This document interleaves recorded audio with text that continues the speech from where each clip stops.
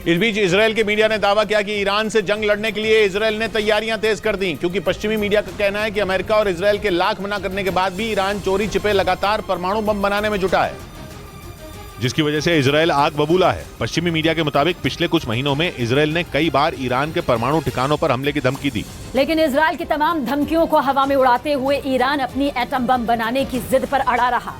इसी वजह से इजरायल के मीडिया ने यह दावा किया कि ईरान को सबक सिखाने के लिए बेंजामिन नेतन्याहू ने जंग लड़ने की तैयारियां तेज कर दी। इसके लिए इजरायल की खुफिया एजेंसी मोसाद ने अलग से एक नई यूनिट बनाई है जो ईरान के साथ युद्ध लड़ने की रणनीति बनाने में जुटी है। इसी वजह से पश्चिमी मीडिया ये दावा कर रहा है कि आने वाले दिनों में ईरान और इजरायल के बीच कभी भी जंग का बिगुल बच सकता है। इधर उत्तर प्रदेश के बरेली से दिल दहला देने वाला एक वीडियो सामने आया। वहां एक तेज रफ्तार ऑटो की एक ट्रैक्टर ट्रॉली से जोरदार टक्कर हो गई। घटना उस वक्त हुई जब वो उस ऑटो में सवार यात्री दरगाह जा रहे थे, तभी वो तेज रफ्तार ऑटो उस ट्रैक्टर ट्रॉली से जा टकराया। इस घटना का जो सीसीटीवी वीडियो सामने आया उसमें सड़क से कई गाड़ियां गुजरती नजर आईं। इसी दौरान वहां से एक ट्रैक्टर ट्रॉली जाती दिखी। जैसे ही वो कुछ दूरी पर पहुंची, सामने से आ रहे तेज रफ्तार ऑटो से उसकी टक्कर हो गई। टक्कर इतनी जोरदार थी कि उस ऑटो में सवार सभी लोग उछलकर काफी दूर जा गिरे, जबकि उस ऑटो का आगे का हिस्सा पूरी तरह बर्बाद हो गया। इस हादसे में 2 लोगों की मौत हो गई, जबकि 4 लोग बुरी तरह घायल हो गए, जिन्हें अस्पताल में भर्ती कराया गया। इस बीच महाराष्ट्र के मुंबई पुणे एक्सप्रेसवे पर एक ऑयल टैंकर में अचानक भीषण आग लग गई। इस घटना में 4 लोगों की मौत हो गई। कई लोग आग की चपेट में आने से झुलस गए, क्योंकि आग लगने के बाद वहां जोरदार धमाके भी हुए। इसके बाद तो आग ने विकराल रूप ले लिया और उसकी लपटें कई फीट ऊंची उठने लगी। थोड़ी देर में आग इतनी फैल गई कि उस एक्सप्रेसवे के नीचे खड़ी कुछ गाड़ियां उसकी चपेट में आ गई। इस घटना से वहां हड़कंप मच गया। देखते ही देखते लोगों की भीड़ जुट गई। टैंकर में आग लगने की वजह से सड़क के दोनों तरफ लंबा जाम लग गया। हादसे की जानकारी मिलने के बाद फायर ब्रिगेड की कई टीमें पहुंच गईं, जिसके बाद आग बुझाने का काम शुरू किया गया। आग की चपेट में आने से कई लोग घायल हो गए, जिन्हें अस्पताल में भर्ती कराया गया। उधर यूरेशियन टाइम्स नाम की वेबसाइट ने दावा किया कि रूस जल्द अमेरिका के MQ-9 रीपर जैसा ड्रोन बना लेगा। अमेरिका का यह ड्रोन बेहद खतरनाक माना जाता है। दुश्मन पर ऐसे हमले करने की यह ताकत रखता है कि उसे हिलने तक का मौका नहीं मिलता। यानी ये ड्रोन दुश्मन के लिए किसी काल से कम नहीं है। यूरेशियन टाइम्स के मुताबिक जल्द पुतिन की फौज अमेरिका के MQ-9 रीपर जैसा ड्रोन तैयार कर सकती है। लेकिन अगर ऐसा हो गया तो ये यूक्रेन के लिए किसी बुरे सपने से कम नहीं होगा, क्योंकि जंग में पुतिन की फौज यूक्रेन पर खतरनाक ड्रोन से हमले करने का कोई मौका नहीं छोड़ रही। ऐसे में अगर रूस अब MQ-9 रीपर जैसा ड्रोन बना लेगा तो यूक्रेन की मुश्किलें और ज्यादा बढ़ सकती हैं, क्योंकि ये अपने साथ मिसाइलें लेकर करीब 500 किलोमीटर प्रति घंटा की रफ्तार से उड़ने में सक्षम है। इतना ही नहीं, टारगेट के हिलने डुलने पर भी इसका निशाना नहीं चूकता। और सिर्फ रूस ही नहीं, बल्कि यूरेशियन टाइम्स नाम की वेबसाइट का दावा है कि ईरान भी अमेरिकी ड्रोन RQ-170 की तरह एक घातक ड्रोन बनाकर यूक्रेन जंग की तस्वीर बदलने की तैयारी में है। दावा है कि अमेरिका के इस ड्रोन ने पुतिन की सेना को भारी नुकसान पहुंचाया, लेकिन अब पुतिन ने इस घातक हथियार से निपटने का रास्ता ढूंढ लिया। यूरेशियन टाइम्स नाम की वेबसाइट का दावा है कि इस काम में ईरान पुतिन की मदद करेगा। खबर है कि ईरान अमेरिका के खतरनाक ड्रोन RQ-170 की नकल बनाकर यूक्रेन जंग की तस्वीर बदलने की तैयारी में है। यूरेशियन टाइम्स के मुताबिक कई साल पहले ही अमेरिका का ये ड्रोन ईरान के हाथ लग चुका था, जिसके बाद से ही वो इस ड्रोन की तकनीक पर शाहिद 171 बनाने में जुटा है। और पुतिन को उम्मीद है कि शाहिद 136 ड्रोन की तरह ही ईरान उसे शाहिद 171 ड्रोन की भी सप्लाई करेगा, जिसकी मदद से रूसी सेना यूक्रेन में अमेरिकी ड्रोन को कड़ी टक्कर देगी। इस बीच ब्रिटेन ने दावा किया कि रूस ने जंग में ईरान के जिन ड्रोन का इस्तेमाल किया उसके कई पुर्जे चीन में बने थे। ब्रिटेन ने यह आरोप ड्रोन में इस्तेमाल पुर्जों की जांच के बाद लगाया और दावा किया कि ईरान के शाहिद 136 ड्रोन के पुर्जे चीन में बनाए गए। कुछ दिन पहले यूक्रेन ने एक शाहिद ड्रोन को मार गिराया था। इसके बाद ब्रिटेन की कॉन्फ्लिक्ट आर्मामेंट रिसर्च नाम की कंपनी ने इसकी जांच की, जिसके बाद ब्रिटेन की तरफ से दावा किया गया कि ड्रोन के कई पुर्जे चीन में तैयार हुए और इन पुर्जों को चोरी छिपे चीन से ईरान भेजा गया, जिससे ईरान ने शाहिद ड्रोन बनाए और उन्हें रूस की सेना को दिया। जंग के दौरान ईरान में बने शाहिद ड्रोन की वजह से यूक्रेन को जबरदस्त नुकसान झेलना पड़ा। हालांकि चीन ने ईरान की मदद करने के आरोप को नकार दिया। उधर पश्चिमी मीडिया ने दावा किया कि किम जोंग उन के रूस की मदद करने के ऐलान ने अमेरिका की नींद उड़ा दी।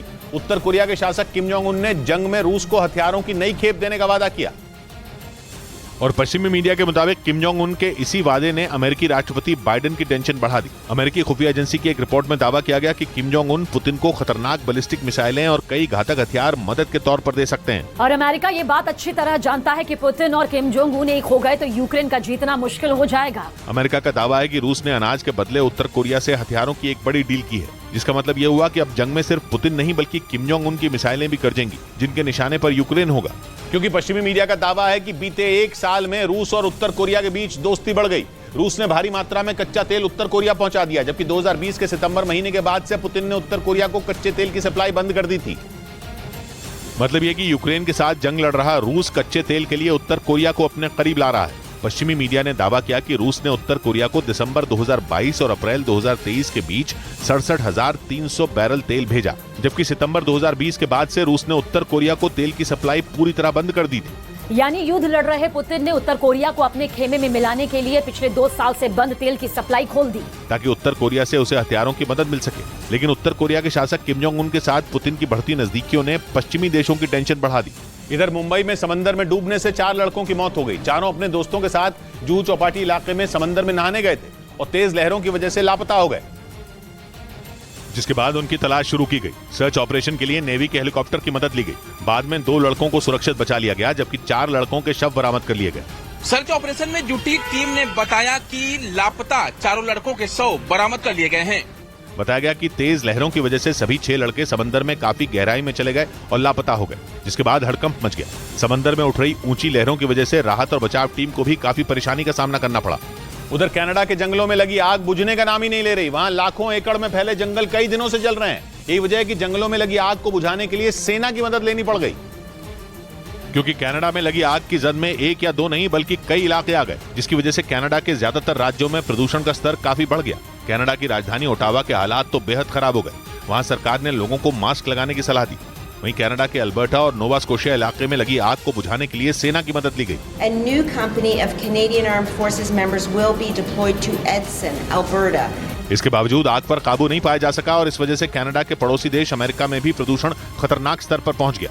अमेरिका के न्यूयॉर्क, पेंसिल्वेनिया, ओहायो और विस्कॉन्सिन जैसे राज्यों में AQI करीब 400 तक पहुंच गया, जिसके बाद लोगों को सांस लेने में परेशानी का सामना करना पड़ा। इस बीच फ्रांस से लेकर जर्मनी जैसे यूरोप के बड़े बड़े देशों को धमकाने के बाद रूस आइसलैंड जैसे यूरोप के छोटे देश पर भड़क गया। आइसलैंड ने 1 अगस्त से रूस में अपने दूतावास का काम बंद करने का ऐलान कर दिया। इस बात पर रूस ने भी आइसलैंड पर रिश्ते खराब करने का आरोप लगा दिया और कहा कि वो आइसलैंड को मुंह तोड़ जवाब देगा, क्योंकि एक तो आइसलैंड ठहरा छोटा देश और ऊपर से वो पहला देश है जिसने मॉस्को में अपनी एम्बेसी का कामकाज सस्पेंड करने का फैसला लिया। आइसलैंड ने इसके पीछे दलील ये दी कि उसके और रूस के बीच व्यापारिक, सांस्कृतिक और राजनीतिक रिश्ते एकदम निचले स्तर पर पहुंच चुके हैं। मगर छोटे देश का इतना बड़ा एक्शन रूस को रास नहीं आया।